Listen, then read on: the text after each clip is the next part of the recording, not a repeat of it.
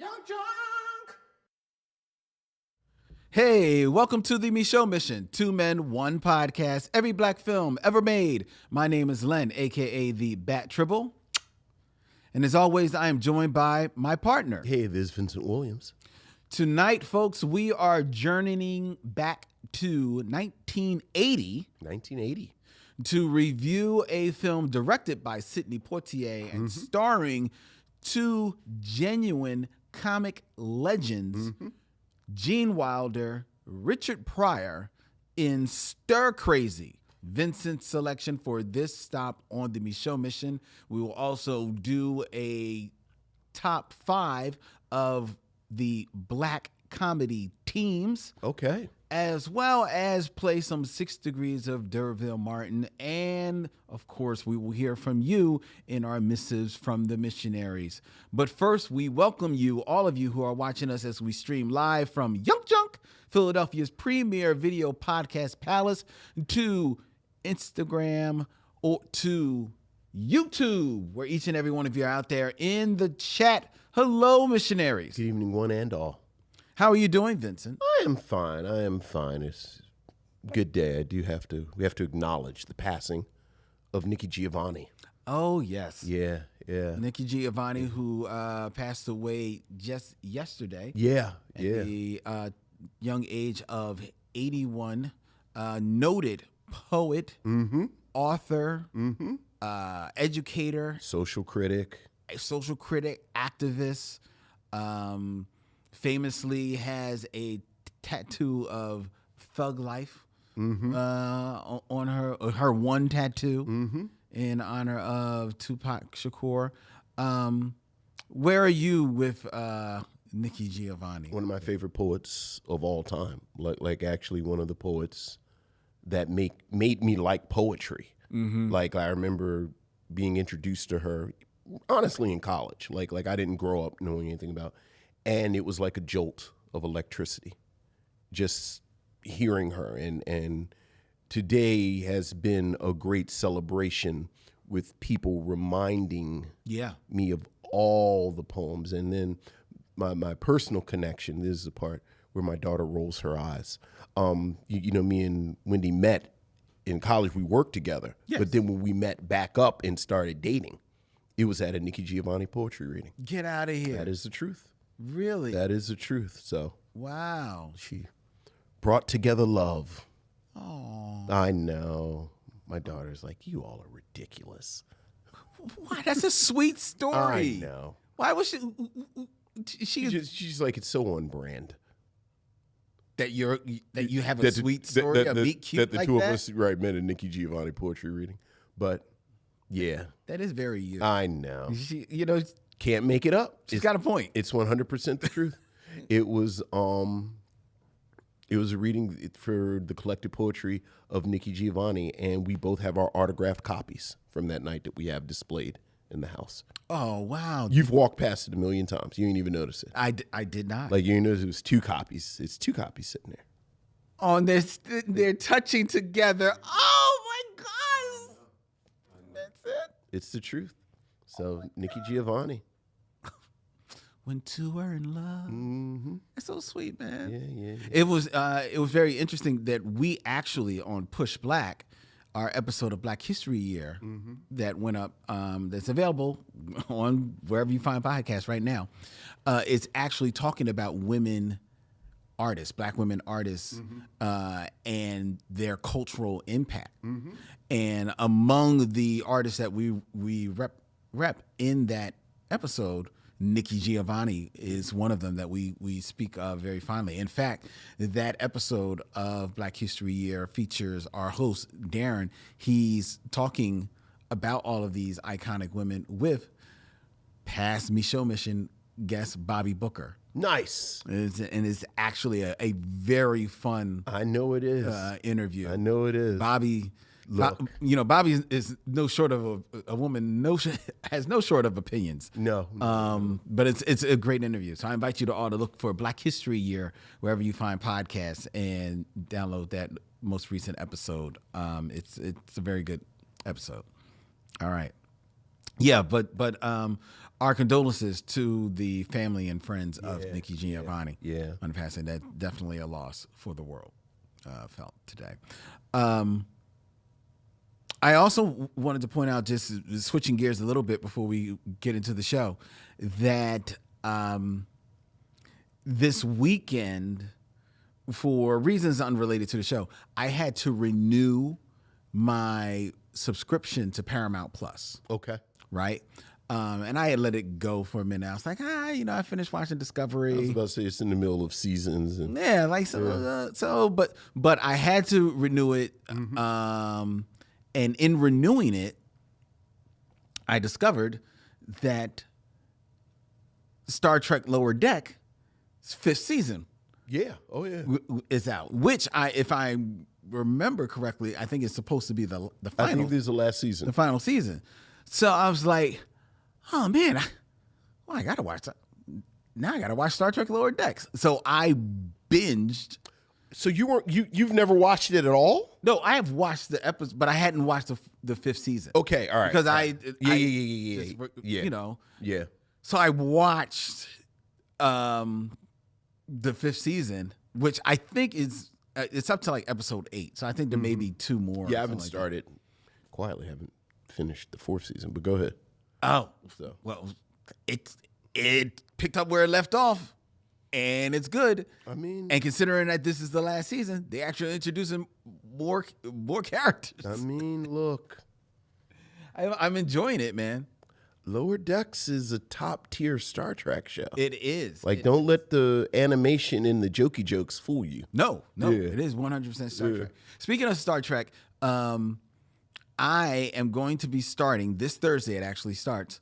I'm going to be starting a rewatch Okay. of all the Star Treks, All of them. all of them Okay. in order. Okay. And I reached out to Instagram for suggestions of what order I should watch them in. And I reached out specifically to our friend George Carmona, who is a huge Star Trek fan, and he suggested the order in which I watch the shows. Okay. So he suggested that I watch Enterprise, Star Trek Enterprise. Okay. Then, if I remember correctly, he suggested then watching Discovery, Okay. then the original series, Next Generation, DS9, Voyager, and then I guess it would be. I mean, you're not going to fit Strange New Worlds in between Oh, Discovery. no, and that's the what OG? it was. That's what it was. Oh. That's what it was. It was Enterprise, Strange New World. That's what it was. Okay. It was Enterprise, Strange New World, then Discovery, Next Generation. Now, Discovery should be before Strange New Worlds. Why should Discovery be? Oh, because of the first season. Right, because I think you're doing it chronologically, Not trying aren't to you? do it. Well, this is the order he suggested. Right. This is the order he suggested. Then I know he told you this and you just got it mixed up. Maybe I've got it written. Yeah. down. You know, Because I know George had it straight. well, wait a minute. I'm going to look it up because I did write it down just in case, because I know I was going to. I thought I remembered it, but I'm looking it up. I have it here. The Star Trek recipe. All right. So he says Enterprise, Strange New Worlds. See, I was wrong. I was right. Enterprise, Strange New Worlds, the original series, Next Generation, DS9, Voyager, then Discovery. Discovery at the end. So Well, Discovery but I think the reason I think his thinking is because while Discovery does technically that first season, or maybe I guess the first 2 seasons are before the original series, it lands it lands in the far ahead future. of all of them. Okay. All right. So that's that. So I think that's his reason. All right. So that is his recipe. That All is the right. Star Trek recipe. Do you agree with that recipe? Sure. I think Enterprise is going to be tough, but go ahead. Well, the Enterprise only gets tough on the last season.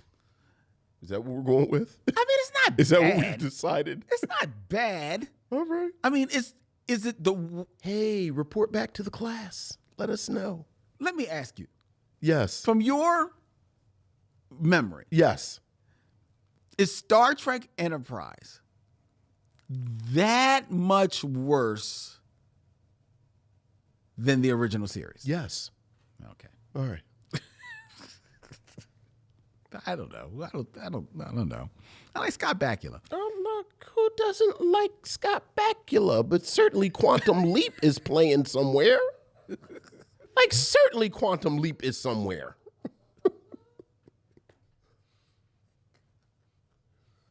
You said I like Scott Bakula. Everybody likes Scott Bakula. Well, maybe not everybody. You don't know. Anyway. All right. That's my recipe. All right. Sounds like a good time. I'm looking forward to it. All right. Even if you aren't. I didn't say I wasn't looking forward to it. Do your thing.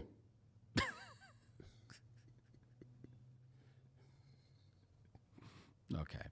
All right. Let's get into the show. All right. Beginning with your emails, or as we like to call them, missives from the missionaries. So what else is going on, Lynn? We have emails, Vincent. Ooh, missives from the missionaries. Ooh. Ooh. Ooh, missives from the missionaries.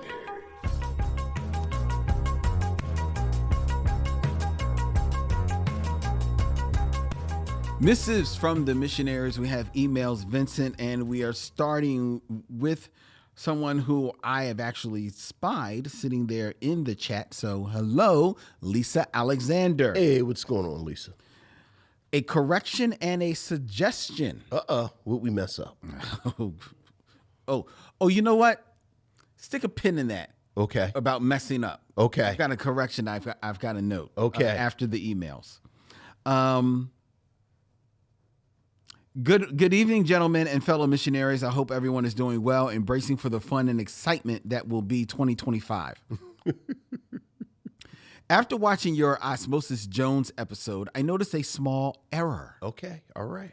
Michael Lockett sent a missive asking which Black Star Trek guest star was your favorite. Mm-hmm. The consensus was Moses Gunn portrayal of Joseph Sisko. Unfortunately, Moses Gunn did not portray Joseph Sisko. Didn't. That That's honor went Brock to the Peters. late, great Brock Peters, Yeah. who also portrayed the duplicitous Admiral Cartwright in Star Trek VI. That was probably me. I mix them up all the time. Must have been a distant ancestor. Yeah. For your information, and I think this is directed towards Len, Stacey Abrams is a huge Trekkie. Okay. And I personally love seeing her on Discovery. Even though we couldn't elect a black woman as POTUS, Star Trek has a black woman as president of Earth. It was a nice middle finger to the racists who clearly don't understand what Trek has always been about. That's right. I would also like to add a film to your watch list, if it's not already there. Muslim, directed by Detroit's own Qasim Basir, and starring Evan Ross, Nia Long, Roger Gouverneur Smith, Danny Glover, and friend of the show, Dorian Missick. Mm-hmm. It tells the story of a young man who, due to his childhood trauma, turns his back on Islam. After entering college, he tries to figure out who he is, but must contend with Islamophobia as 9/11 unfolds around him. It's an interesting film, and I would be interested to hear what you think of it. Have a safe holiday season, Lisa Alexander. Thank you, Lisa. Have you seen Muslim? No, I've heard It's not bad. I've not seen it. Yeah, she's 100% right. It's an interesting little movie. Okay. I'd forgotten about it, but yeah. All right. Yeah.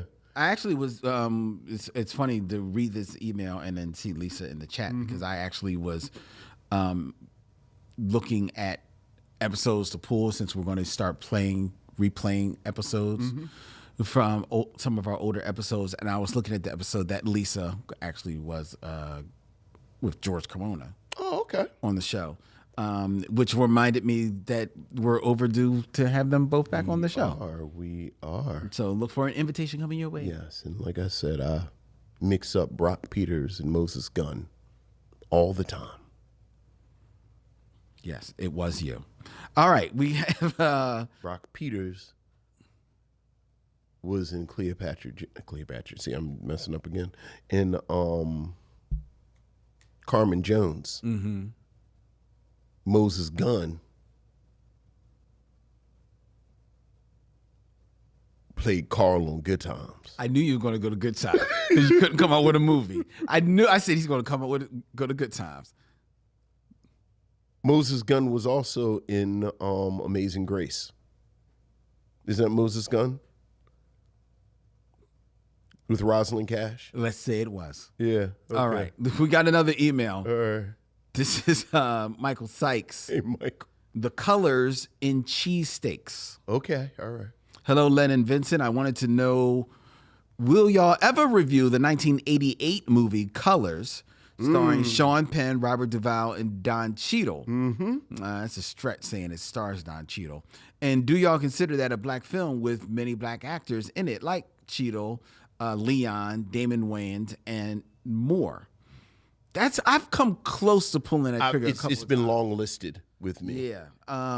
Because I can't quite pull it's sort of like The King of New York, where it's like it's all these black people in it, but they're not really the main characters. Yeah, but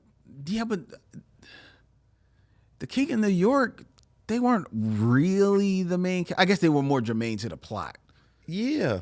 Yeah, I don't know. I remember liking Colors a lot. You know what? I can't say I remember liking it. I don't know if I liked it a lot. I haven't seen it since then. I don't know. Damon, your brother, is sending this up in the chat. It says, "Come on, Vince. Moses Gunn is bumpy in the Shaft movies." That's yeah, Vincent. You got no excuse. It's man. Brock Peters and Moses Gunn. It's them flared nostrils. They just throw me off. What are they? The white women, the black men? It's like what are you saying? I do. It's a very specific glitch. I mix up Moses Gunn. I mix up Moses Gunn and Jennifer Aniston all the time. Moses Gunn and Brock Peters, boy. Boy, it's a 50-50 chance I'm going to get that right. Wasn't that Moses Gunn and Ordinary People? That was Mary Tyler Moore. Oh, boy. He sure is bumpy. Michael Sykes continues. Also, I'm not from Philly, so I really want to know, what are your thoughts on Pats and Gino? Oh, no. Oh, wow. Oh, no. Oh, my God. Is he messing with us?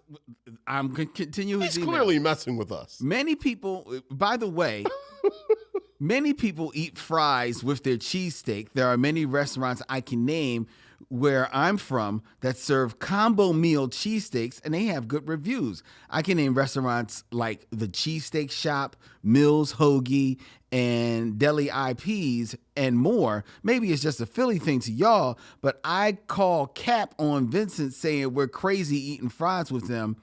Here's the reviews for the places below. Love, your fan, Michael Sykes. First of all, Michael, you said that you're not from Philly. I was about to say. So we don't give a fuck about your opinion. I'm gonna let the Philly native. As soon as he said he wasn't from Philly and he had a whole lot to say, I said, okay, I'm gonna just sit back and let the Philadelphia native. We don't give handle a fuck about your opinion about cheesesteaks. I don't care that wherever you from.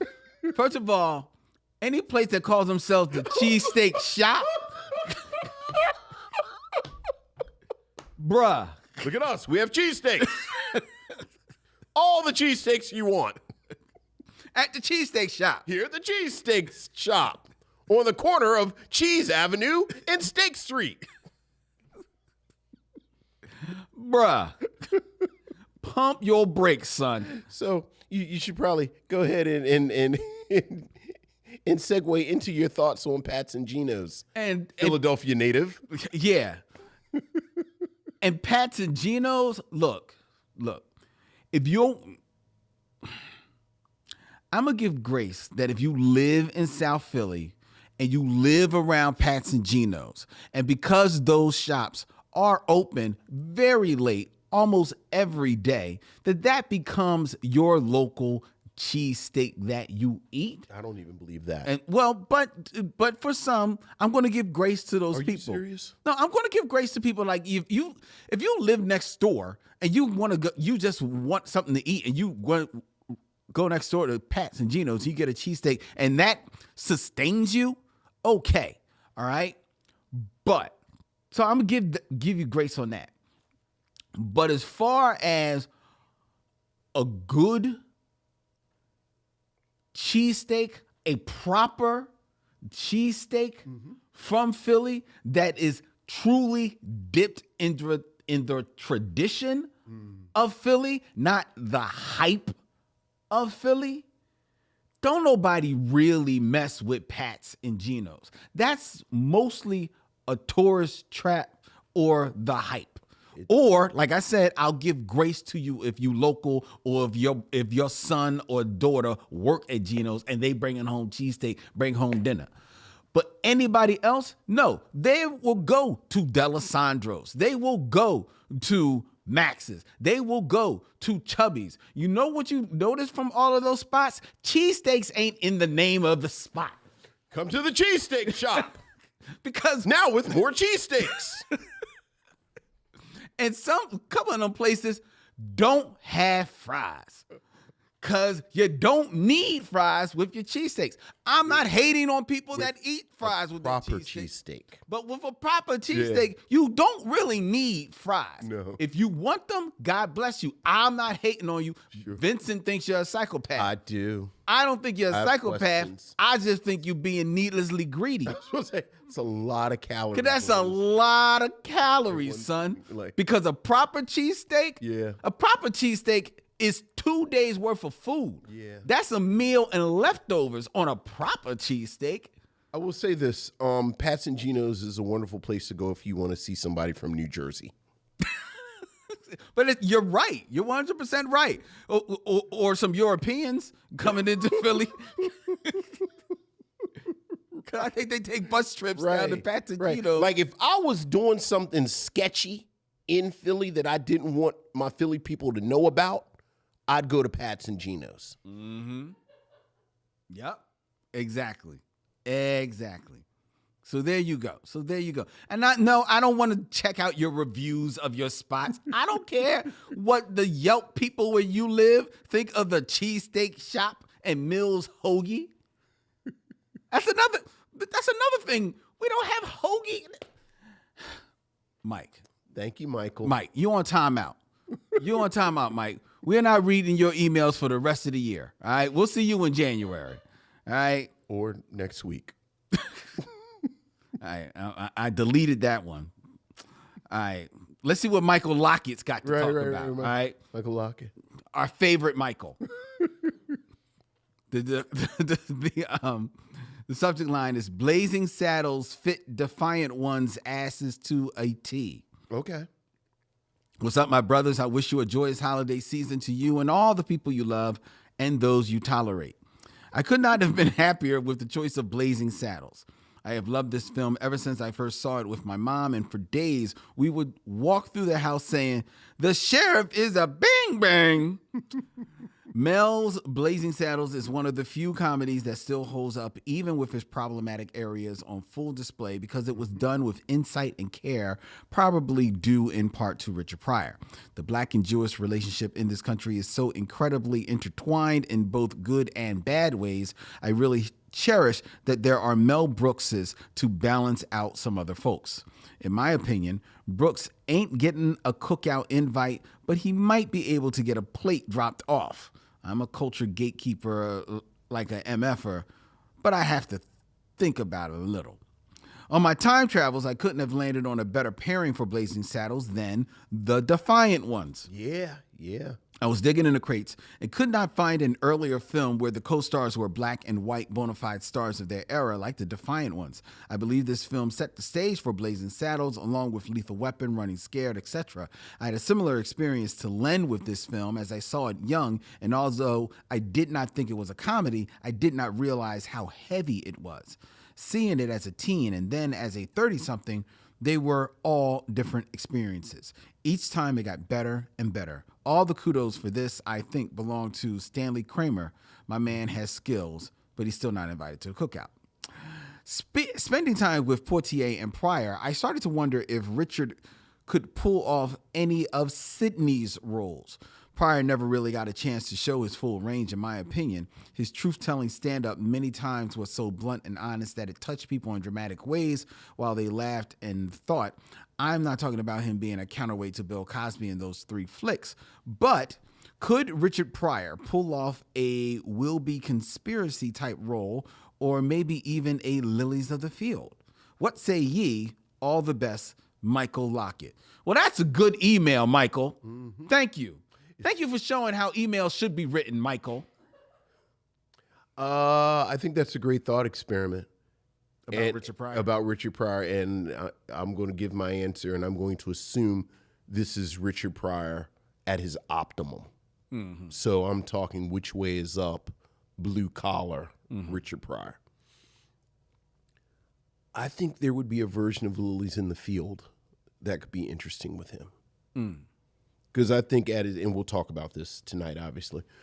I think at his best, there's a sweetness with Richard Pryor. Like there's this real vulnerability and humanity when he's at his best that I think is at the center of a film that we haven't done, mainly because I think I've been holding off on it because I love it so much. Like I love Lilies of the Field. Like I think it's such a sweet movie. I also think the dynamic would be a little different because I think the coolness of Sidney Poitier is what kind of makes To Sir with Love work. But optimum Richard Pryor might be interesting in this room full of kids. Okay. But those are the only 2 I can think of. Again, with the huge caveat, like I get to choose the Richard Pryor that's put in there. Like we just not pulling Richard Pryor willy-nilly and putting him in there. Like I get to choose which Richard Pryor is in this film. Okay. Yeah, I don't see it. I don't see Richard in any of those roles. And I think it maybe is because even optimum Richard, I don't think. Never mind that he's not the actor that Sidney Poitier. Oh, of course is. I mean, not. Of course not. Yeah. Of course not. But I honestly think that in the few roles or scenes where Richard Pryor has been asked to kind of like show like a little bit of coolness or smoothness or what have you, just maybe just maybe be just straight human. I don't think he pulls it off. I think. Oh, we loved Which Way. You loved him in Which Way Is Up. I think he is. I think he's good in Which Way Is Up, but I think he still is very much still. He's still a character. I still don't believe him like when he is serious. I still don't 100% take him serious. So I don't see him. I see his dynamic especially into Sir with Love. We haven't talked about Blue Collar. When's the last time you watched Blue Collar? It's been a minute. We're going to have to do Blue Collar sooner than later because I feel like that's the nice test. Okay. All right. When I think of serious Richard Pryor, I see him in what's that? Lady Sings the Blues. And even then, it's very short. It's very quick. right, and he's he's a drug addict. Yeah. So he's by definition out of his mind. Out of his mind, but he still is not. I don't think he's as over the top. Okay. Like to me, in Lady Sings the Blues is on the same speed that Eddie Murphy is in Dreamgirls. Okay. And I can't think of ever seeing Richard in that speed believably in anything else. Maybe Blue Collar. It's been a long time since I saw Blue Collar. Right. I thought that maybe he tries a little bit in Which Way Is Up. I think he tries a little bit in JoJo Dancer, but by then he's kind of like... And I like him in Grease Lightning. See, Grease Lightning is a movie I definitely haven't seen since I first saw it. So I would have to see that again. I do have to see that again. All right. But there you go, Michael. Thank you. Thank you, Michael. We appreciate you. Thank you for your email. And I believe. Thank you both, Michaels. Oh, and we have one more email. Even with your cheesesteak. We only have one Michael. And this final email is from Corey P. Hey, what's up, Corey? The subject line is Video Music Box versus Yo MTV Raps. Good evening, Len, Vincent, and missionaries. I know I sent this email very late at night, but I do mean it with care. We know. We do. We know, Corey, because you know how to write emails. Got this. Tough crowd. Tough crowd. I enjoy the conversation about the distinctive voices in hip-hop from last week. I would add, rest in peace, DMX. Of course. Q-Tip. Yeah. My third favorite rapper of all time, Grand Puba. Oh, yeah. And Slick Rick. Yeah. That's a good one. Yeah. I want to get your take on this question I'm about to ask. Okay. Which show best showcased hip-hop as in a representation of the genre in a way that was raw and authentic? Do you pick Video Music Box or Yo MTV Raps?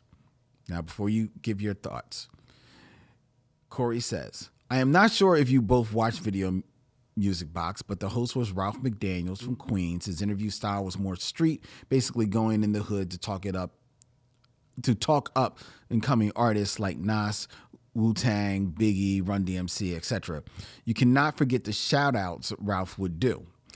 Yo MTV Raps, in my opinion, was more commercialized as rap was slowly easing its way to the mainstream. Fab Five Freddy basically took Ralph McDaniels' approach at interviewing artists, but MTV was a bigger network at the time, something Ralph McDaniels did not have. Those two shows have been on my mind all week, so I thought I'd ask you both. Happy holidays from a missionary, Corey P. Were you a fan of Video Music Box? I was. And yourself? I watched it only fleetingly. We didn't like really get it like big time here in Philadelphia. Right. But I mean, me either. Like I just saw. But I discovered it. Yeah, exactly. After the fact, and watched it and enjoyed it. And it definitely had more of an edge to it than Yo MTV Raps. I mean, Yo MTV it was commercial. It's in the name. It's Yo MTV Raps. So it did get the bigger polish. I thought that Fab Five Freddy lended an air of authenticity. 100%. So you couldn't knock that. So he was definitely there for the culture. I think, and it kind of stayed true because then after Fab, then you got Ed Love and Dr. Dre. And that was still very, and they gave it street cred. Right. To me. Well, Fab gave it street cred, but they gave it like, it was definitely a little bit more rougher around the edges. So I enjoyed them all. I enjoyed them both. I would have to say that my memory lands on Yo MTV just probably because I just had the access to it more than Video Music Box. But honestly, if I'm thinking about the shows that I found myself like enjoying more and like really wanting to find, I don't know if it was actually either of them. I think it may have been the show with I'm drawing a blank on her name. The person that got into Lisa, that got into, D that got into the yeah, with that Dr. Dre assaulted. Yes. Yeah. I'm going to look up that Yeah. show. You talk about who your thoughts on. Look, I think Video Music Box was exactly what it was. D. Barnes. Yeah, D. Barnes. And its strength and its weakness was the same thing. I think Ralph McDaniels had this decidedly New York centric approach to discussing the art. And Yo MTV Raps, even with Fab Five Freddy, and I think Fab Five Freddy has always had this type of sensibility. Like when you think about him being the one who kind of connected downtown with uptown with all of the sort of the sort of graffiti artists and hip hop artists, and he really connected all of them with that downtown art world. I think Yo MTV Raps understood from the very beginning that this art form was bigger than New York. Mm-hmm. So ultimately, I'm going to land on Yo MTV Raps, even if my personal taste, like my personal tastes tend to stay with that boom bap, New York style MCing, kind of, you know, acknowledging Philly in there as well. Mm-hmm. And then even when we talked about it a little bit last week, like I find myself drawn to MCs regardless of where they're from, where I can tell they've studied Rakim. Mm-hmm. But hip hop is bigger than that. Yeah. So yeah, I'm going to land on Yo MTV Raps. The name of the show that D Barnes hosted was Pump It Up. Yeah, Pump It Up. That's right. Which ran from it ran from 1989 to 1992, 3 years. And I remembered the show, and I think the reason why I leaned on it was because it wasn't as polished as either of those shows. No. It was very much more like her. It was like her thing. Like her deal. It was almost like her like thing. home video. Yeah, you know, like yeah. she was Oh, yeah. she would be in the studio, she'd be in the lab, she'd be in these guys' houses. Sometimes Yeah. she'd be on the front stoop interviewing them. So it felt more authentic. Yeah. Like you were actually in hip hop. And if I remember it, and looking here, I see here. I knew that she was young. She was only 19 when she was doing that. That's the show that I really was like must see television for me. It came on late night, if I remember. But it was must see television for me as far as getting like a real taste of real hip hop. Right, right. And I see somebody Pump It Up in the chat. Thank you. All right. Very much. All right. All right. So shout out to D Barnes. Shout out. Always shout out to Always D Barnes. shout out to D Barnes, because y'all know I don't mess with Dr. Dre. Mm-hmm. Fair. I don't. All right. So that's your emails.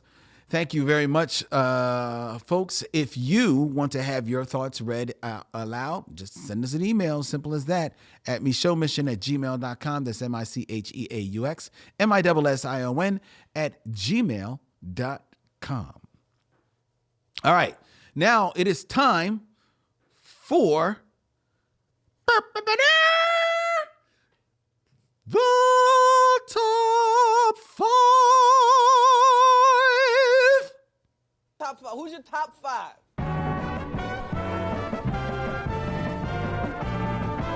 My top 5 is. My top 5 is. My top 5 is. My top 5 is. My top. Some theme music needs an intro. Yes. Okay. All right. Well, there you go.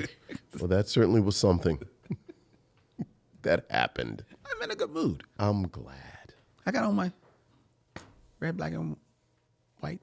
Yes. Anyway, top 5, where I come up with a list. I read it to Vincent, and he blesses all of us with his scintillating commentary. Oh, yeah. Scintillating. On my list. Yeah. Keeping it in theme, Vincent, we are going to be reviewing tonight from 1980, a favorite of yours, and at one time a favorite of mine. Sure. And that would be Stir Crazy. Stir Crazy. Starring one Gene Wilder and Richard Pryor. Yes.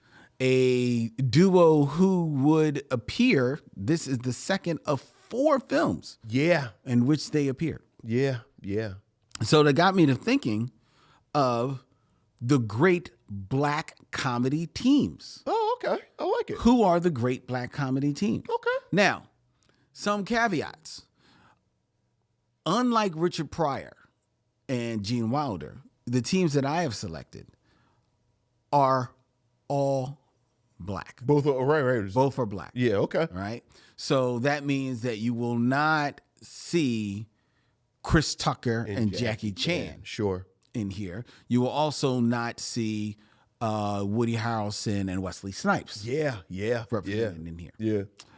Also, to be considered a great team, I felt that you had to have appeared together as a duo in at least 3 films Okay. together. All right. All right. So not just 1 and not just 2, But 3, but 3 which from what I understand is the magic number. Yes, it is. to make this list. It's the magic number. It is a magic number. So, which means that we will not see Martin Lawrence and Eddie Murphy represented because they actually only appear in 1 movie together. As far as a duo, As a duo, right. as a duo, and that would be Life. Yeah. Okay. Nor will we see, speaking of Chris Tucker, we will not see Chris Tucker and Ice Cube because they only really appear in 1 movie It's true. as a more or less duo. It's true. And that would be Friday. Right. Okay. So you won't see them. Lot of people off the board. It's knocking a lot of people off. So who's left? Who we got? All right. And I have these in order. Okay. In my order. It's your list. See if you agree with this order. That's where the magic happens. And number 5. Number 5.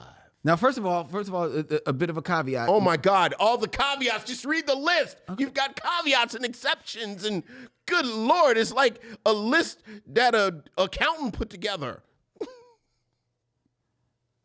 You will see a graphic come up on the screen, ladies and gentlemen. It's going to say the top 5 Dylans. We just forgot to change that one part of the graphic, but the comedy teams will be listed there. I'm just letting you know so people know at home. All right. If they're watching at home. All right. Okay? All right. If you listen to the podcast, you won't care. All right. But Is there any other exception? Also, there'll be an alphabetical order. Also, they all have a shellfish allergy.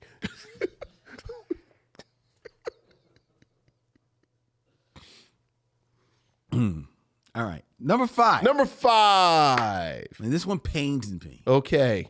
But I have to give credit where credit is due. Always. Because they appeared in not 1, well, they appeared in 4 movies together. Okay. And they had their own TV series. Okay. And that would be one Christopher Reed and Christopher Martin, Yeah. a.k.a. Kid and Play. Yeah. Yeah. Oh, yeah. They appear. Now, this is what I didn't realize. Their cartoon series, the Kid and Play cartoon series, predates their movies. I didn't know that. I did not know that. I would have thought that House Party Was the launching pad. was the launching pad for them getting at least the cartoon series. But no, the cartoon series comes before House Party. The documentary that I'm waiting to see is about Herbie Lovebug. Because he was the man behind him, the man behind Salt and Pepper, because he really was sort of a marketing, Yes. like he kind of had his eye on all of that. Did he have one other kind of like quasi good hit? I mean, those were his 2. I mean, you know, I know like Sweet Tea is in that camp. I don't know if that's who you were thinking about. I don't think Kwame is in that camp. No. But it's like Salt and Pepper. It's Kid and Play. And then, like I said, I know Sweet Tea is in there. Okay. Well, you're right. The Herbie Lovebug, that would be a good Is documentary. that Dana Dane? Is Dana Dane? He might be there. Is Dana Dane under Herbie He Lovebug? might be. Yeah. Yeah. The wannabe Slick Rick. Yeah. Oh. He was. Ouch. I mean, come on, let's call it what it is. He want to be Slick Rick, and there's only one Slick Rick, and you know it. Dang, you don't like Cinderfella Dana Dane? No, do you? You know, I thought Slick Rick was faking having a British accent. Everybody did. Because of Dana Dane. Everybody did. I just figured they were all pretending to be British. No. That's why Dana Dane is fake. All right. It's the real deal. But Kid and Play. Kid and Play. Their movies were House Party, House Party 2, Class Act, and then House Party 3. That's right. You got to give them props. And the films, say what you want about their music, the films were relatively successful. I mean, Class Act was what it was. And I think they're fairly entertaining. Like, I think you go from good, which is House Party, to the rest of them are fairly entertaining. I don't know about House Party 3. It's I've watched worse movies. Okay. Right. That doesn't mean it's entertaining. I said fairly entertaining, and Class Act is, all right. Well, hey. But all right, they're at 5. They're at number 5. I think that's a solid place. Solid spot. All right. Right? Okay. Number 4. Mm-hmm. With 3 movies. Okay. Bill Cosby and Sidney Poitier. I'm interested to see who you have above them. They have Uptown Saturday Night, Let's Do It Again, A Piece of the Action. That's right. All fairly entertaining films. Uptown Saturday Night, certifiable classic. Let's Do It Again, close to that. A Piece of the Action. Really is really. It takes a That's really- what dings them. Yeah. Like that's what dings them. It's a really, Yeah. it's a nosedive. It is. Significant nosedive. Yeah. Just above them Okay. at number 3. Okay. Okay. With 4 films. Ice Cube and Mike Epps, who appeared in Next Friday, All About the Benjamins, Friday After Next, and then The Janky Promoters. Janky Promoters. All those films, say what you want quality-wise, fairly successful, and some would say fairly entertaining. Wow, this pains me that you've made me think about this. I think if I had to choose, I think I would. I actually really like Ice Cube and Mike Epps together. Mm-hmm. Yeah. When they're at their strongest. I mean, even at their weakest, I didn't see Janky Promoters. it's. Look, the way I'm thinking about these acts is, do I enjoy watching these two interact with each other? Like, yes. do they have chemistry? Yes. And they do. Like, I love watching Mike Epps and Ice Cube together. Mm-hmm. So Now, don't get me wrong. Would I have preferred for the Friday films to have Cube and Chris Tucker? Absolutely. yeah, Do I think that they had probably a better dynamic than Cube and Mike Epps? Absolutely. see, I don't know if I agree with that. Okay. fair. You know, like, I don't know if Next Friday with Chris Tucker in that mode that he's in would have worked again. See, I think it would have, because I think that Next Friday would have been Cube and Chris Tucker, their characters, Craig and Smokey, kind of settling, because it probably wouldn't have been the same story. Okay, go ahead. And I think they probably would have been a little more settled. I especially think that Chris Tucker would have been a little bit more settled. But then he's not Chris Tucker. No, I think he still would be Chris Tucker, but he could still be a little bit more settled. I think Chris Tucker at his most settled is the Jackie Chan movies. No. What film was he more settled than that? I mean, unless you're going to do like Dead Presidents. Well, that's what I'm going to say. Dead President. Okay, but then it's not a comedy. Well, he's funny in it, though. He's got some moments in the movie. But he definitely is on his getting his act. I think the thing about Ice Cube and Mike Epps is that Ice Cube can be goofy with Mike Epps, and they're just goofy together, like in Next Friday and Friday. But then I think Ice Cube can also kind of be a straight man, like he is in what's the third movie? Friday After Next. No, not Friday After Next. All About the Benjamins. All About the Benjamins. And I don't know if he can do both of those moves. Like, I don't know if Like Ice a Cube. straight man with Chris Tucker. Right, but I don't know if he can be goofy with Chris Tucker. Oh, I think he was goofy enough. I think actually he is turning it on a little bit in Next Friday because of the absence of Chris Tucker. Oh, absolutely. 100%. That's why. I'm just saying that looking at it in totality, I think Ice Cube has the opportunity to do different things with Mike Epps that I don't see him having with Chris Tucker. Okay, but here's the question. Are you fine with Cube and Epps being over Cosby and I Poitier? am. I am. You look like you're mulling it over. Well, look, I don't want to relitigate, but I think the part of the problem with a piece of the action is that Bill Cosby is moving into 80s Bill Cosby mode, where he wants to not be as slick and kind of which is really the energy between him and Sidney Poitier that works so well. Like he's like a street Philly guy basically. But now he's moving into the 80s and he's sanding his edges. Right, he shaves and cuts his hair down and now he's basically proto Cliff Huxtable. And you lose something. Yeah. So regardless of what happened, I think just time going on, you were going to lose that. Okay. Whereas right now, at 60 years old, I think Ice Cube and Mike Epps could do something interesting. Right. All right. All right. So Cube and Mike Epps are number 3. All right. Number 2. Number 2. With 4 films. 4 huge films. Okay. That have grossed in total over $1 billion. Oh my goodness. Who's this? Martin Lawrence and Will Smith. Yeah. Oh, yeah. Oh. Stars of Bad Boys, Bad Boys 2, Bad Boys for Life, and Bad Boys Ride or Die. Oh yeah.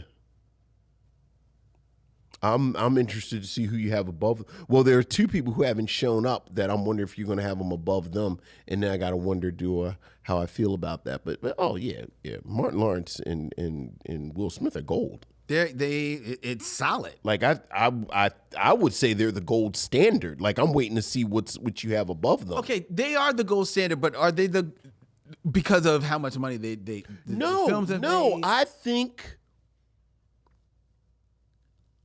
I think it is perfect chemistry. Now, I have to say, I have not seen the last 2 Bad Boys. Yeah. So I don't. I think it deepens it. Speaking of the people aging, like I think there's a self-awareness about Will Smith's Mike Lowry character that you get, especially in the 3rd one, but I think the 4th one as well, that I appreciate. I think they like each other. Yeah. Like you get the sense that Will Smith and Martin Lawrence like each other. And they've had similar career trajectories. So they are actual peers. Yeah, I actually wish they would make not Bad Boys movies. Like I'd love. I would be interested. Like I'd love them to see. We own a law firm, and something falls in our lap, and hilarity. More of a straight comedy, right? As right. opposed to these action movies, right. Yeah, I would like to see that. I would be interested. Yeah. So again, I'm curious who you have above them. Well, above them, and there can only be one team. First of all, I lament that there's not a black woman comedy team. Yeah, that's a big lament, and there's not even. It was hard pressed for me to even just pick a one and done. Yeah, there hasn't even been like one of those.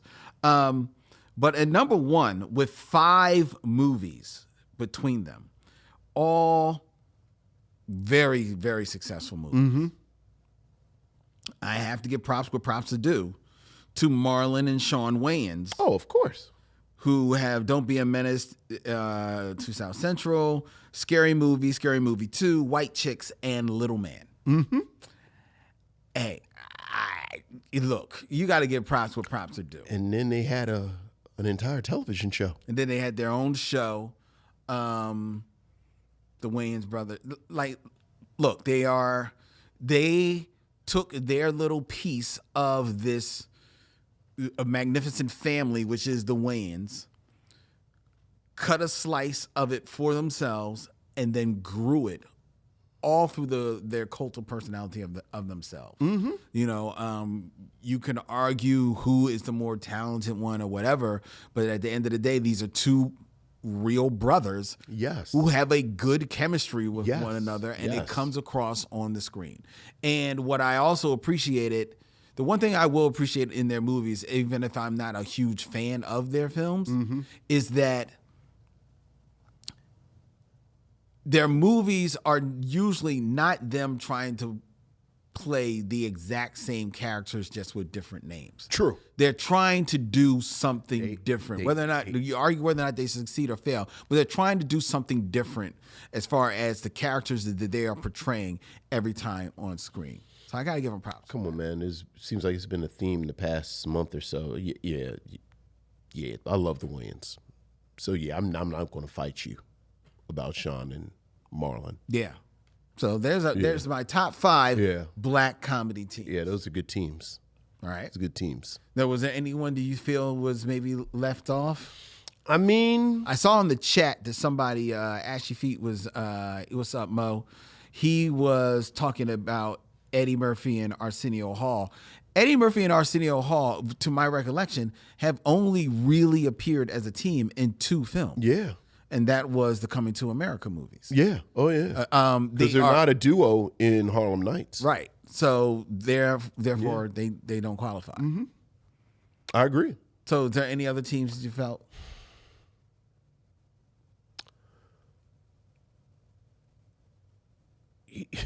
Amos and Andy was a TV show. No. And I don't know if it would be a comedy team appropriately enough as we're moving into it. You know, Derville Martin and Fred Williamson worked together 2 or 3 times. Yeah, but they weren't. But it wasn't really a comedy. And they weren't a team. No. I think they were a team. Like I'm pretty sure he's in both the Nigger Charlie movies. He's in I don't remember them being like a team in that.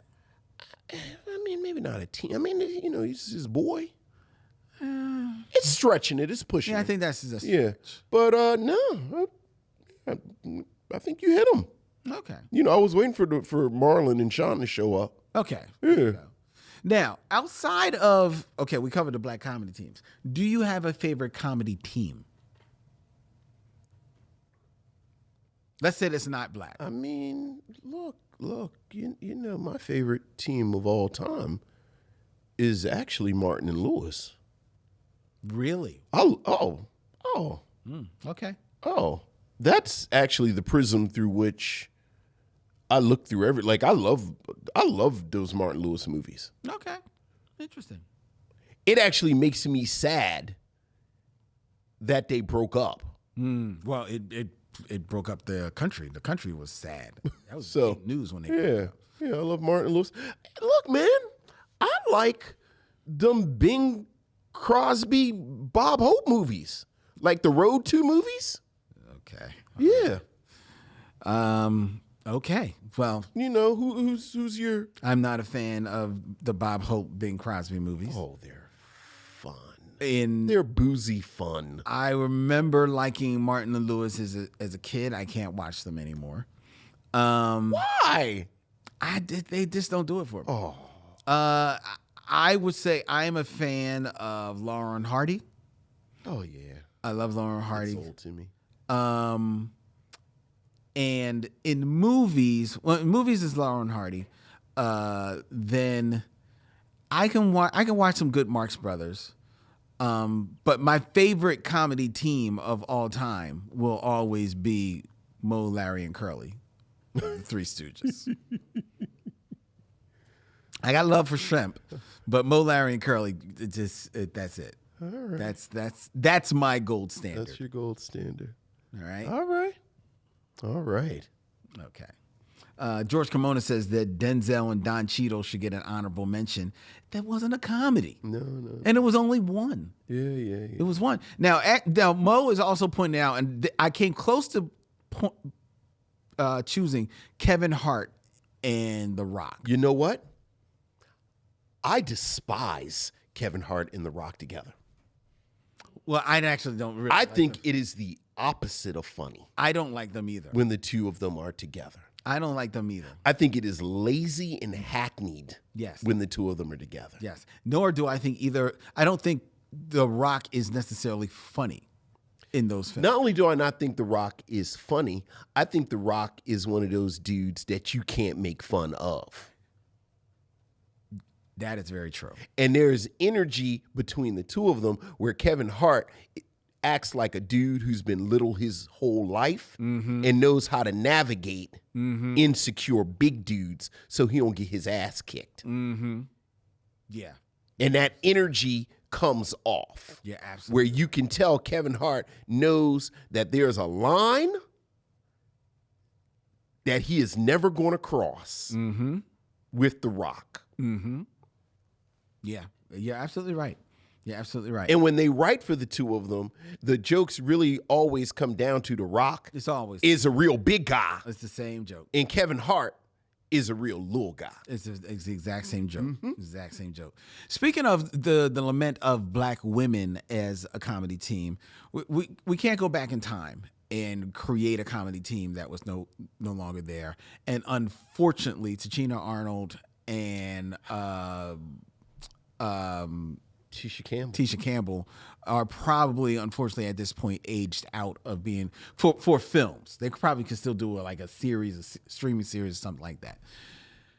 Short of that, if you had a screwball comedy right now and you wanted to try and build a black woman comedy team, who you getting?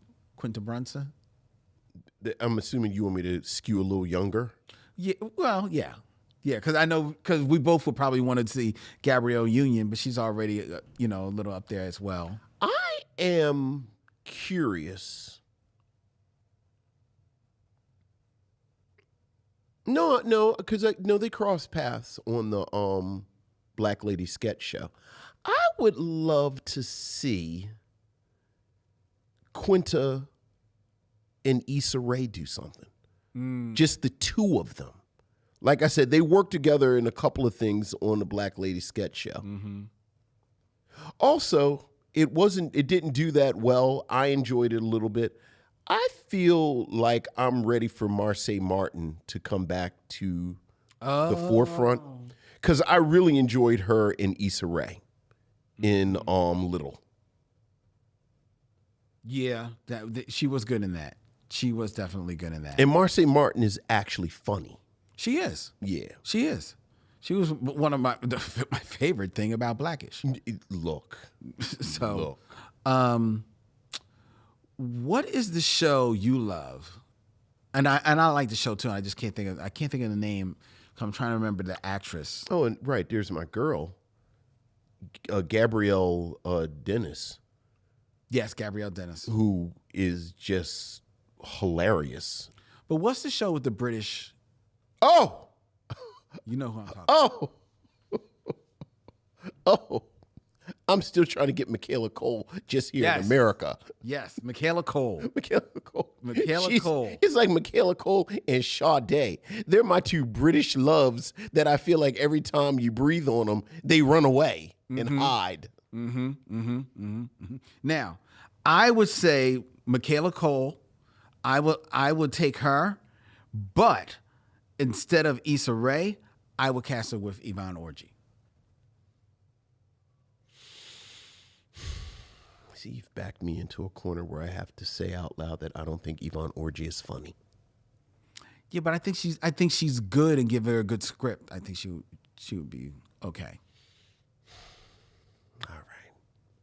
I mean, first of all, I think you take Michaela Cole. I'll say, and put her next to almost anybody. Right. So let's give her some. I don't like you putting my Michaela Cole. You don't like her. I don't like that. I don't like. Like, if you're gonna use Michaela Cole, you're gonna have to use Issa Rae or Quinta Brunson. Or Gabrielle Dennis or somebody. Or Tisha Campbell or Tichina Arnold. No. Here you go. All right. Michaela Cole. And who?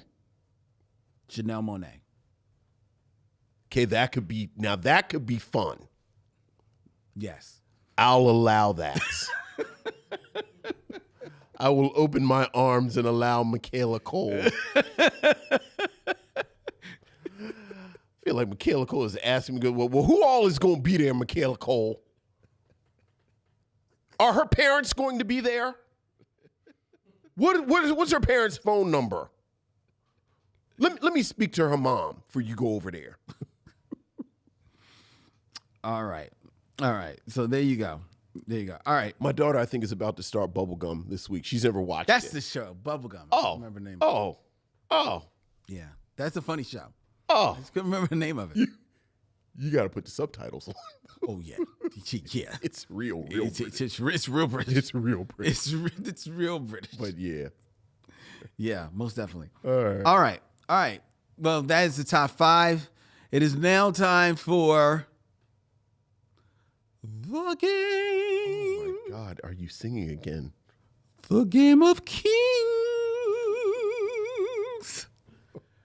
6 degrees of Terville Martin.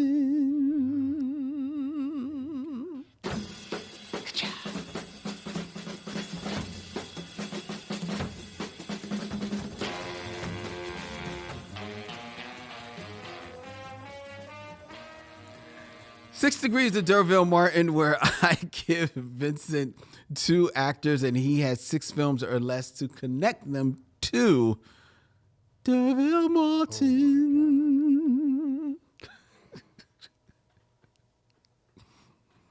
Vincent, Yes. keeping it in theme, Okay. these are 2 actors who appear in the film that we're going to be reviewing, Okay. Stir Crazy. Okay. So you cannot use Stir Crazy. Okay. All right. All right. Got. So in 6 films or less, connect D'Urville Martin to 2. George Stanford Brown. Yeah. I got to tell you, Lynn, in full disclosure, I feel bad about this one because I looked up the cast members. And Yeah, I knew you would. And I never would have guessed this. So I'll do this and make. Well, all right. Let me just try and be interesting at least. D'Urville Martin is in 5 on the Black Hand side with Dick Anthony Williams. Dick Anthony Williams is in Mo Better Blues with Wesley Snipes. Okay. Wesley Snipes is in one scene in her film debut in Jungle Fever with Queen Latifah. And Queen Latifah is in House Party 2 with George Stanford Brown. Very good. Yeah. Very good, Vincent. He's not in a whole lot of movies. I know. I mean, he was a TV guy. Yeah, he was a TV guy. And I never would have, and I'd forgotten that he was like the professor in House Party 2. Party 2, yeah. So Very good. that one's not that impressive.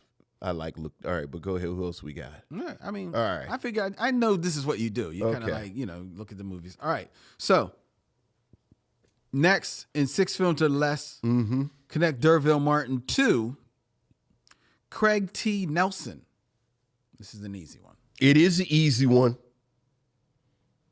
Now, it should take a certain. No.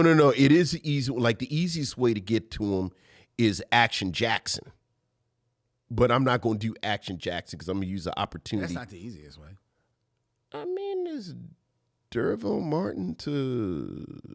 I mean, I guess not. Okay, so you don't want to use Action Jackson? Fine. And now I'm going to give you another movie that you can't use. What? You can't use Incredibles 1 or 2. I'm not using those because this film that we're doing tonight has something real weird in common with one of my favorite movies of all time. So I can't land on Stir Crazy, but what I can say is that D'Urville Martin is in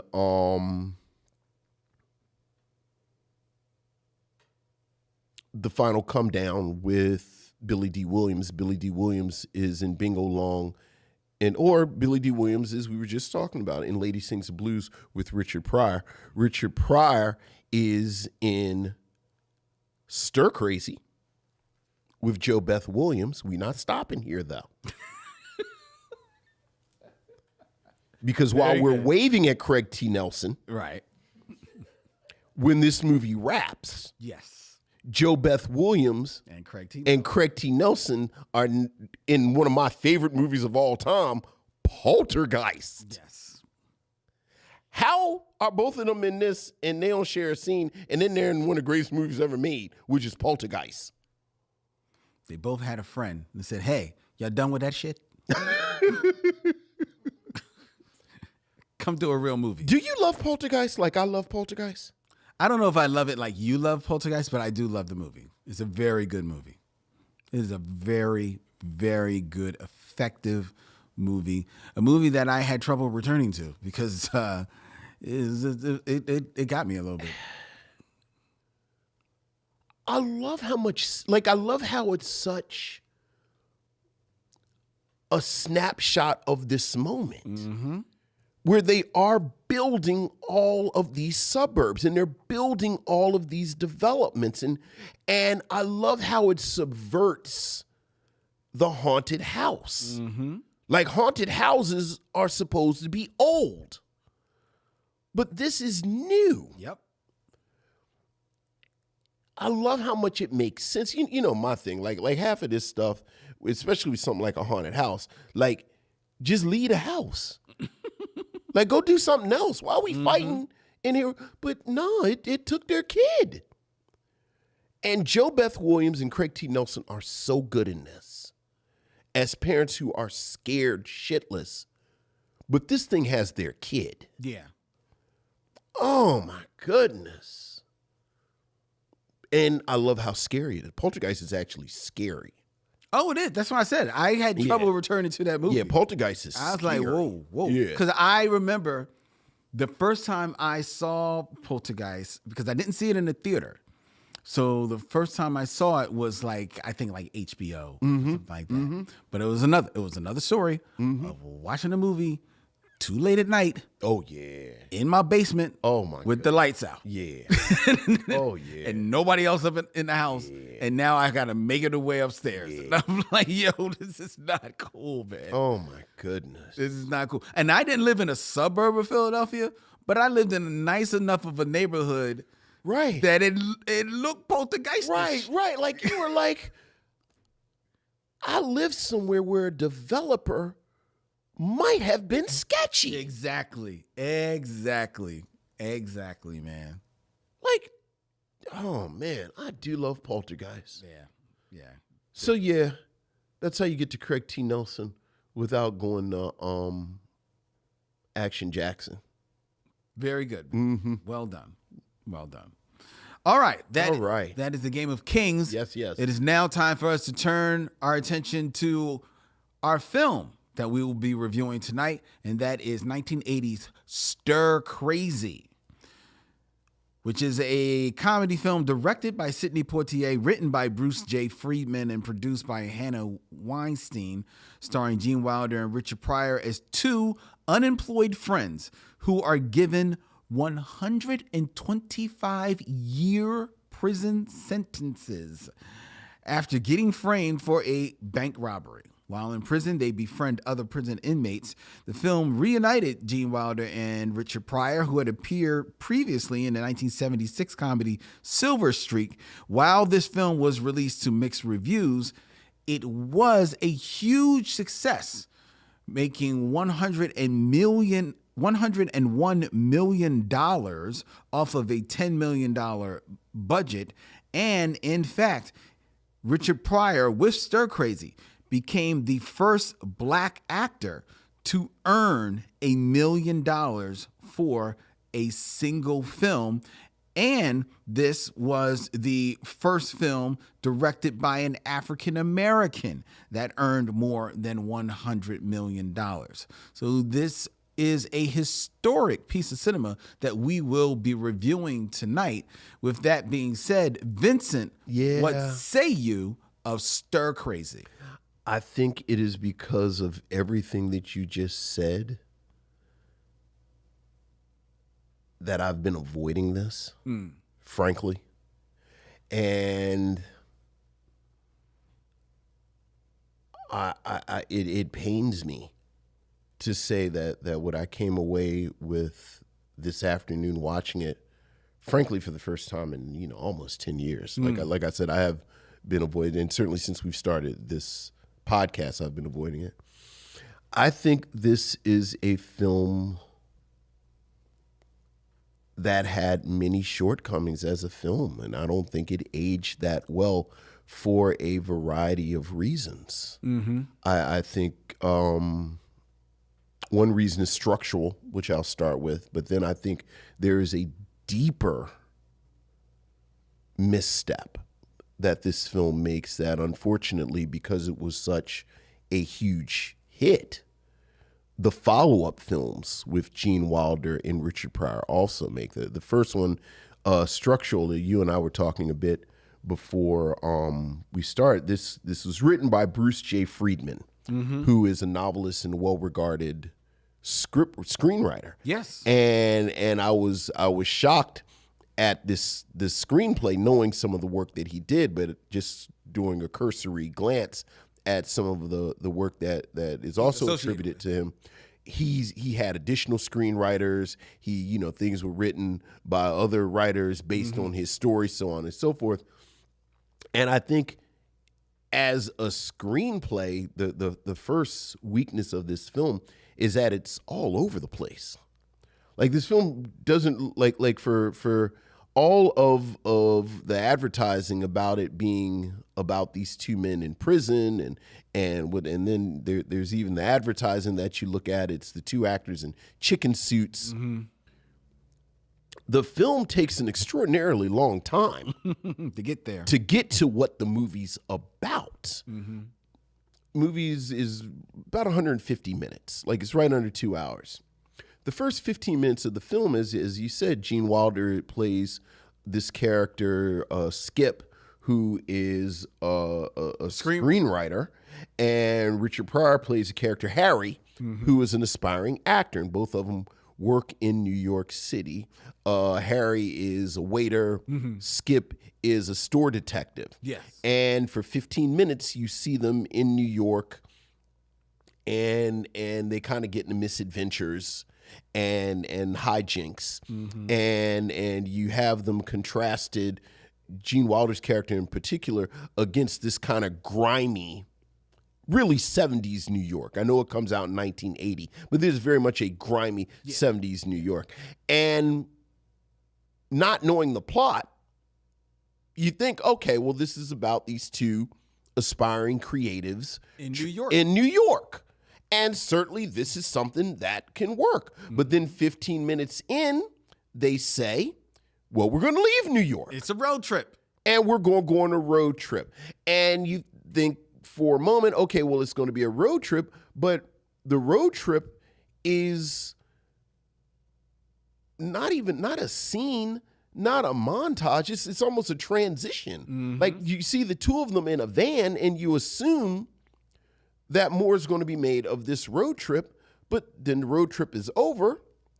They have to get a little side job, and this is when the jail comes in. There is a case of mistaken identity. They are falsely accused of robbing a bank, and now they go to jail first, and you get a kind of a stock jail scene where we're the holding cell. We're two unassuming guys, and we're in a holding cell Out of our element. And this is a scene that has gone on to become iconic. Yes, because it's played up on all of the commercials. Oh, that's trailer. Right. We bad. Like, it's the one we all know. And then they end up in prison. But by the time they land in the prison, that is going to be the setting for the rest of the film, we're now a half hour into the film. So then you think, okay, well, this is about them having to navigate prison. But then 15 minutes after that, you find out there's a prison rodeo. And lo and behold, Gene Wilder's character, Skip, is a bit of a savant when it comes to being a cowboy and a bull rider. And there's a contest between two prisons and a prison rodeo, and now Gene Wilder's Skip is going to be the secret weapon. So now 45 minutes into an hour and 50-minute film, okay, well, maybe this is the plot. It's going to be about the rodeo. Then another 10, 15 minutes passes, and the characters decide that they're going to use the rodeo to escape. So now it's an hour in. Okay, well, maybe this is about them escaping from prison. It's now turned into basically a heist. And even when it lands there, as someone who has watched heist films, someone who has watched prison escape films, okay, well now you're going to have this elaborate plan that's laid out, and there's going to be a complication, and then there'll be a reversal where you figure out that the complication wasn't really there. Like, you've seen this before, but then there are all these detours there, so that just on the level of plot and story, the film never gels into something cohesive. And that is something that is a problem, obviously. But that is something that I think could be handled as the audience if you are watching two performers who, A, are good at what they're doing, but more importantly, B, and to reference your top 5, have a relationship that you enjoy spending time with them. Wesley Snipes, Woody Harrelson, for my money, I could have watched Wesley Snipes and Woody Harrelson for 5 more movies. I just really like them together. Yes. I kind of alluded to this last week when we talked about Blazing Saddles, where I said for all of the hijinks and the this and the that, my favorite part of the movie is Cleavon Little and Gene Wilder. Just enjoying each other's company, these two men. And I never understood for one moment in this film why these characters were friends. I never got the connection. What was the connection that held them together? And I think it is because of something that you get with both of these actors, the decisions that the script makes, and then they follow up. We talked about Gene Wilder a little bit last week. We just mentioned Blazing Saddles. I said it before, I'll say it again. Gene Wilder is one of my favorite comedic actors of all time. He's in 3 of my favorite movies of all time: Young Frankenstein, Willy Wonka, and last week's Blazing Saddles. And the thing that I love about this Gene Wilder is that he has a bit of mischief. There's a bit of mischief in what he does. In all of those films. In all of those films. But there's also perhaps a heart of gold. But there's also a bit of menace. And you don't really know from moment to moment. And it's that uncertainty that I think makes him so magical in these 3 films. But mischief in everything I just said implies intelligence. And someone made the decision, I don't know if it's Gene Wilder, I don't know if the script kind of led him this way, that this character, Skip, is this naive man-child. Just sort of, he's able to dance between the raindrops by this kind of childlike charm. But it becomes very grating. Oh, very quickly.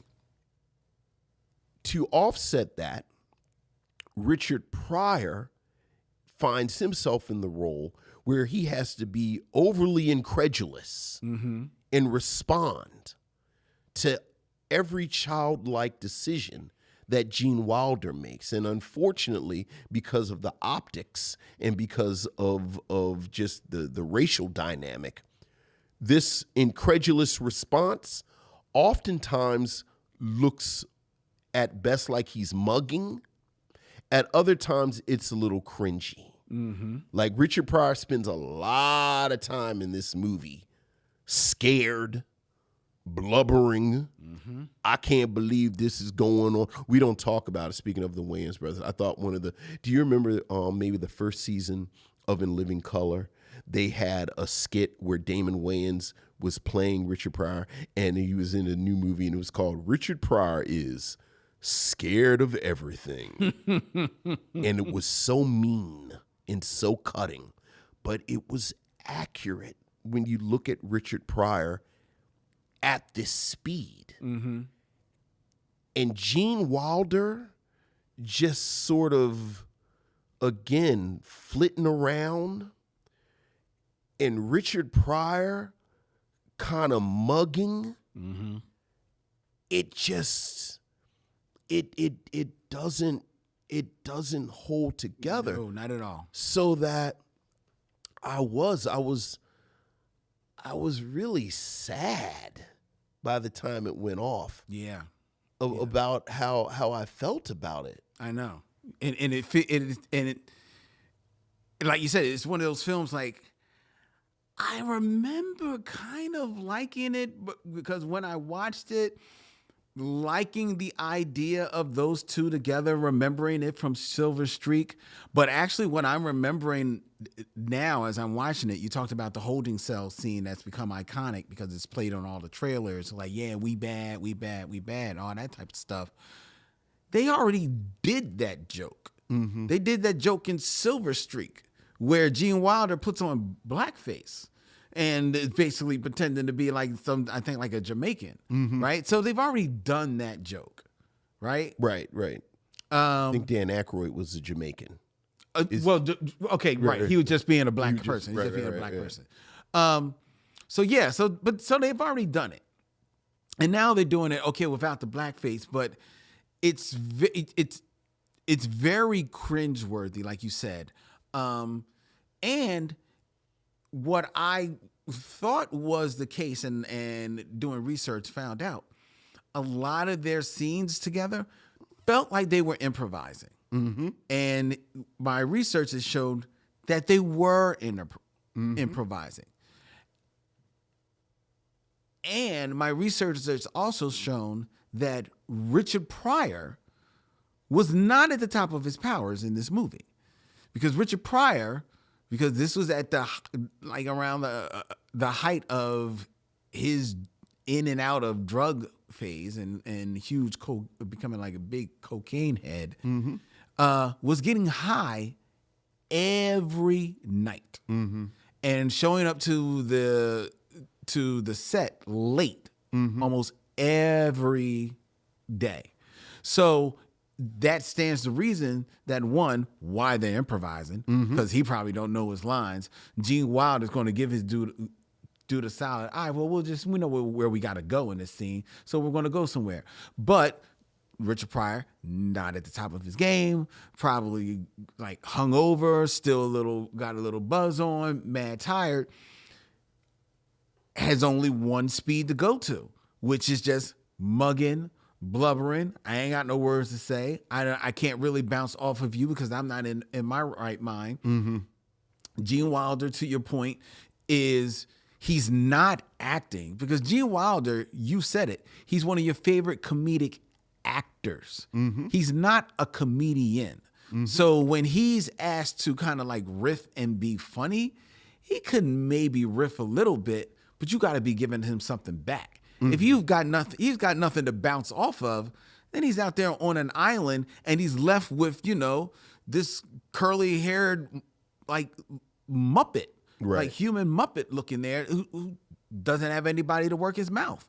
So the two of them, that whatever magic that they had in Silver Streak, and mind you, as much as people remember Silver Streak, they're actually not together that much. Like most of that movie is not, Richard Pryor is not there.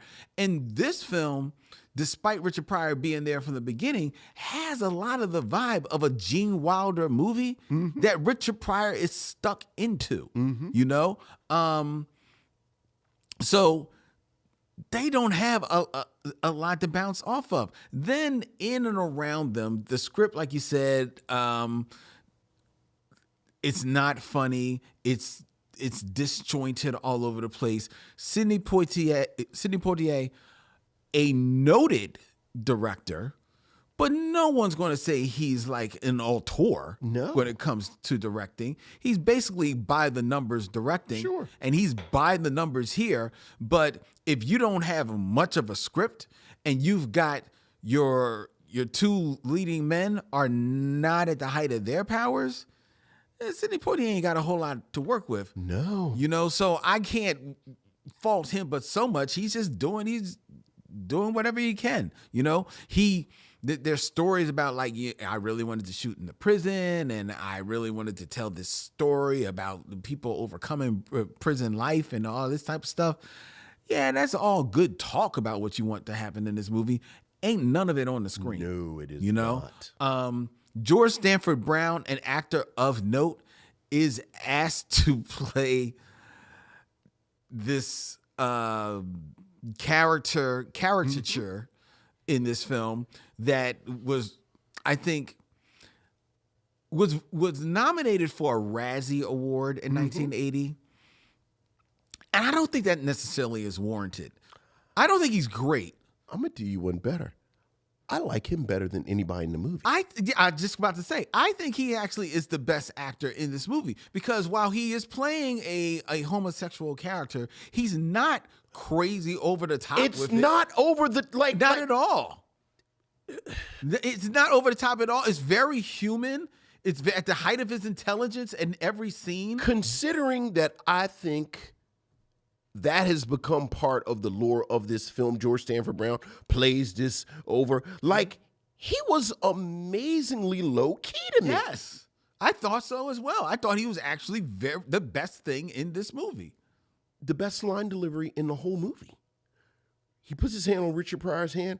Richard Pryor slaps his hand. And then, because he had been talking previously, by the way, why did you kill your stepfather? And George Stanford Brown says, he made fun of the fur that I bought, and he slapped my hand. And then Richard Pryor mugs and puts his hand back on him. But I was more interested in his character Yes. than anyone else in the entire film. When his character, spoiler alert, gets away at the end of the movie, I said, take me with you. Look, when he puts on the women's clothing, pulls it off. Because Richard Pryor looks ridiculous in the goatee and everything. He's wearing his outfit, and then when he kisses Richard Pryor on the lips and then keeps it moving, I said, this is actually a transgressive little act. I like this character a little bit. Yes. And when he does put on the women's clothing and you say pull it off, he pulls it off, but he doesn't mug.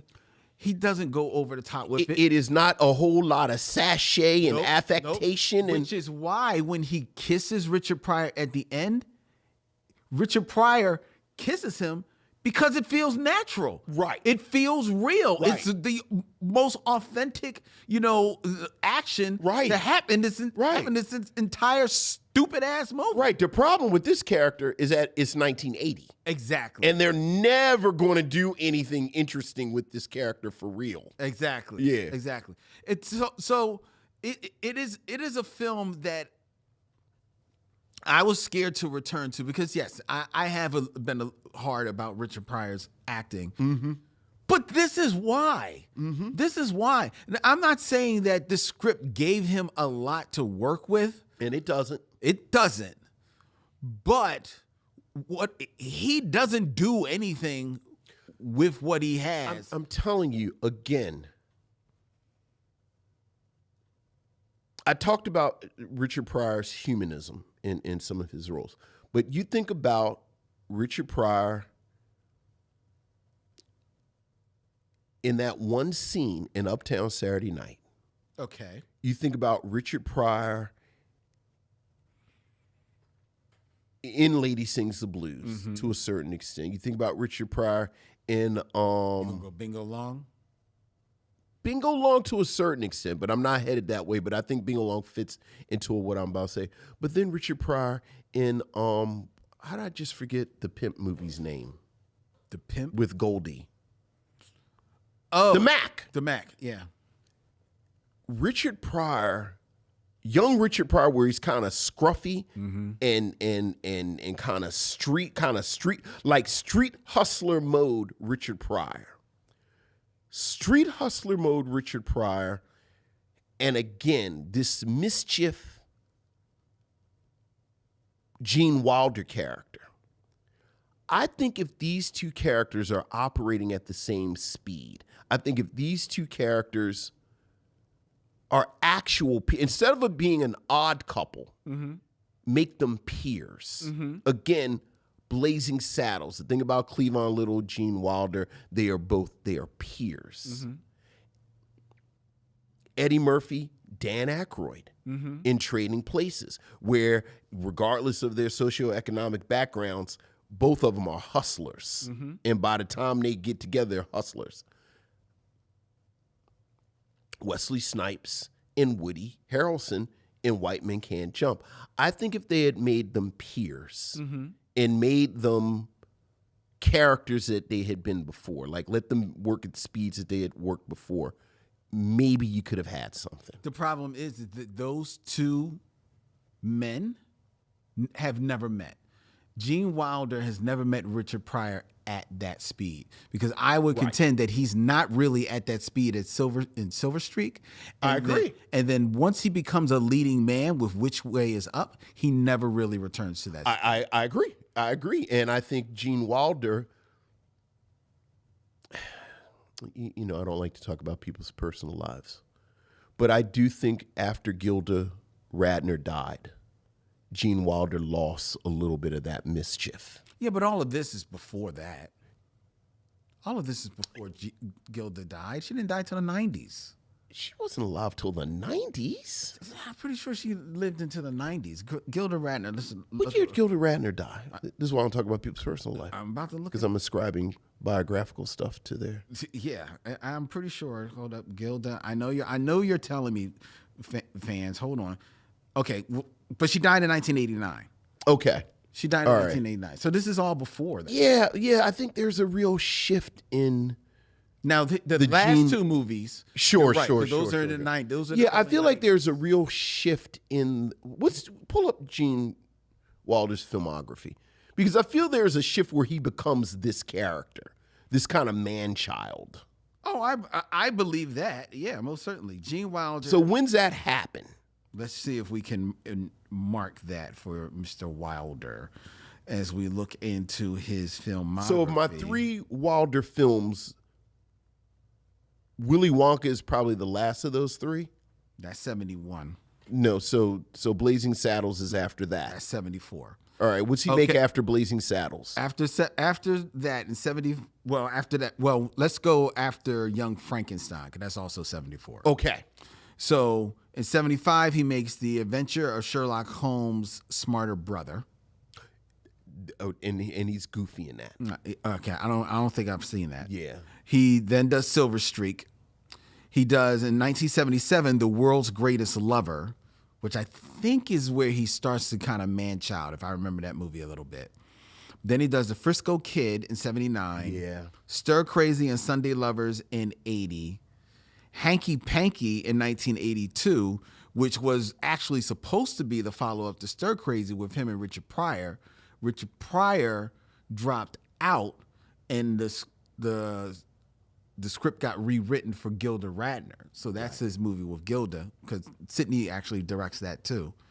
Then he does The Woman in Red, which I contend is maybe his last really big movie. I seem to remember people liking that movie. Well, he's the man-child in The Woman in Red, because he spends a whole movie trying to. Well, it's right there in the title. And then he returns with Gilda Radner in Haunted Honeymoon in 1986, and then you don't even have to. And then after that is See No Evil, Hear No Evil. Yeah. So hell, I'm saying 74. Like everything you said after 74 is not the Gene Wilder I love. Yeah. Yeah. Like he cuts down that Jufro. That's what I'm saying. And like it's just sort of those two iterations of those actors that you like, that you really wanted to see. They're never going to meet. They never met. They absolutely never met. So then it becomes. So why did people resonate with them? You know, I think as Americans, we like to see black people and white people getting along.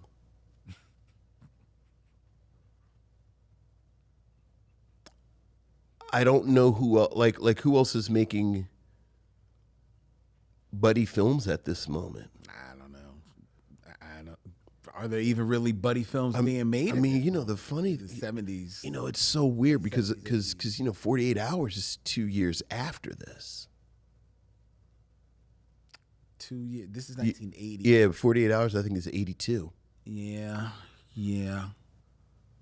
Because then Eddie Murphy comes and steals everybody's lunch. Right. And then Lethal Weapon is like 85, 86. So in a lot of ways, I think they got in early with this black-white pairing. We're moving into the Reagan 80s. Yeah. I think people just liked this visual. And then... And probably like the idea of... Like you. We like the idea of Gene Wilder. Richard Pryor is a national treasure at that moment, somebody you're rooting for. And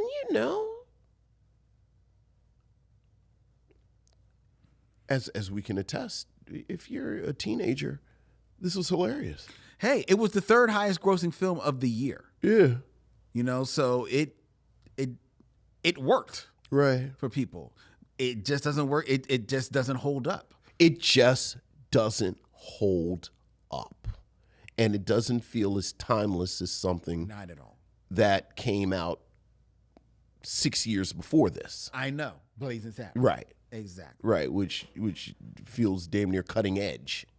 So begs the question, would you recommend that people watch Stir Crazy?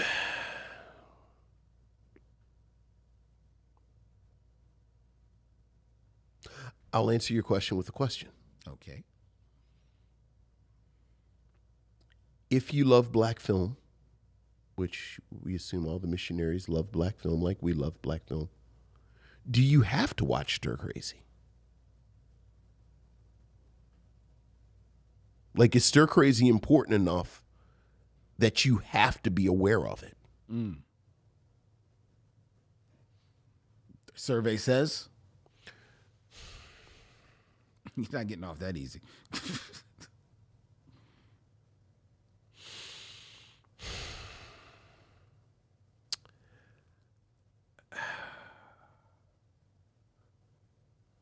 I mean, even our conversation tonight, I'm realizing that this is the connective tissue between the 70s movies and Eddie Murphy. I mean, hell, even for that, I think I might have to say yes. Like, you gotta watch it. Okay. Like, if you've never seen it, you gotta watch it. If you've seen it already, there's no reason to watch it again. Okay. So you're recommending Stir Crazy? I think I am. All right. I think I am, for research purposes. Okay. So to do a study. Or just, again, I think the thing I love the most about this podcast is I think all of us, me and you and us, are all kind of on this journey. Like, we're in this beautiful, never-ending class where we're watching these texts and we're talking with one another. And there are some things that I think are essential parts of the conversation. And when you think about Richard Pryor's filmography, you cannot deny his work with Gene Wilder. I don't think I'm saying anything controversial that of the 4 films that they made together, this is the best one. Like, I like this more than Silver Streak, and I certainly like it better than the follow-up to this. So kind of by default, it's the best one. Like, I know there's a lot of equivocating and moving things around, but you see what I'm saying? So yeah, I am. So you can say no, and we can have a split decision. Yes. All right. So no. All right. Well, no. I will. I will start with a caveat. Unless you are Michael Lockett, who is doing watching these films in real time with us, while also traveling back in time to watch some of our older reviews and watching those films, so that he can craft these beautiful, eloquent emails that demonstrate the way emails should be presented by Michaels of all sorts. Unless you are our Michael, who, yes, should watch Stir Crazy so that we can hear from you in the thoughtful way that you present yourself to us. No one else needs to watch Stir Crazy. Ever. Like you haven't seen Stir Crazy? I'll go one better. We bad. I'll go one better for you, folks. Unless you are Michael Lockett and taking this journey with us, or you are one of the other missionaries taking the journey with us and watching the movies in real time along with us, which means that you too will be, like Vincent and I, somewhere down the line watching See No Evil, Hear No Evil, and Another You, the last two films in the Gene Wilder, Richard Pryor filmography. Unless you are those missionaries, you don't ever need to watch any Gene Wilder, Richard Pryor movie. Because I contend, while they may be in your memory for those who lived through those times, oh, this cherished comedy team, they in fact were not. They were just whispers of what each of them once was when they got together, and there is nothing worthwhile to return to on the screen. This movie was not good. It is not good, and you are missing nothing. You are not missing anything that is pure Richard Pryor. You are not missing anything that is pure Gene Wilder. I take nothing away from those two gentlemen, how I would except to say that together, they actually do not bring out the best in each other. They only elevate or show off the worst in each other when they come together. And that is my viewpoint. You do not have to watch Stir Crazy. Stay away, please. Well, there you go. But that's what I say. Look. And that is our review of Stir Crazy. Do we take the sacred cows and we make holy steaks? That's what we do. Before we tell you what we're going to be reviewing next week, I invite you to send all of your hate mail. Bring it in. Bring it in. I can take it. I love it so. Just make sure it's eloquently written and make sure that your last name is not Sykes.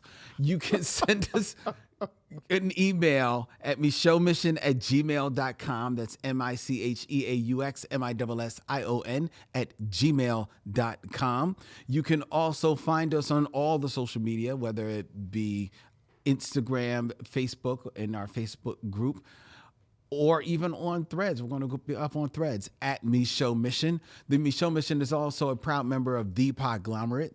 The Podglomerate, they make podcast work, such as ours, which can be found on all podcast platforms.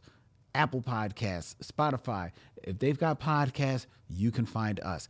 Even on YouTube, where you are watching us as we stream live. And I invite you to, if you haven't already, to subscribe and hit the bell so you can be notified when we go live and when we put up new videos. And you can also tell a friend about the show so that we can build up all of our subscribers on our fledgling YouTube channel. I have friends in my life, Vincent, I don't know about you, but they look at me and they say, oh man, I love your show, man. Why ain't you got more viewers? I'm like, because we working, man. We just trying to do it. So get us more viewers so I can get some of my friends off my back, please. All right. Hopefully they're out in the streets recruiting people. Well, some of them are, to be fair. Some of them are. They are bringing people. They are bringing in missionaries every day, and I thank each and every one of you. The doors of the church are open. That's right. Next week on the final show of 2024, here on the Me Show Mission, Vincent and I will be sitting down to review a film that is a fairly recent film, just came out in 2023, starring Lakeith Stanfield, R.G. Seiler, Anna Diop. Oh, that's a good one for Michael Cola. Anna Diop. Is Anna Diop funny? Okay. Well, maybe not. You just picking Fawn Brown. You just you say, well, Michaela Cole is tall, fawn, and brown. Anna Diop is tall, fawn, and brown. Maybe we should just put them together and see what happens. Just see what happens. We'll call it Cocoa Butter Adventure. Next week, You said Anna Diop. She's never cracked a joke on screen ever. she smiled. She just real fun.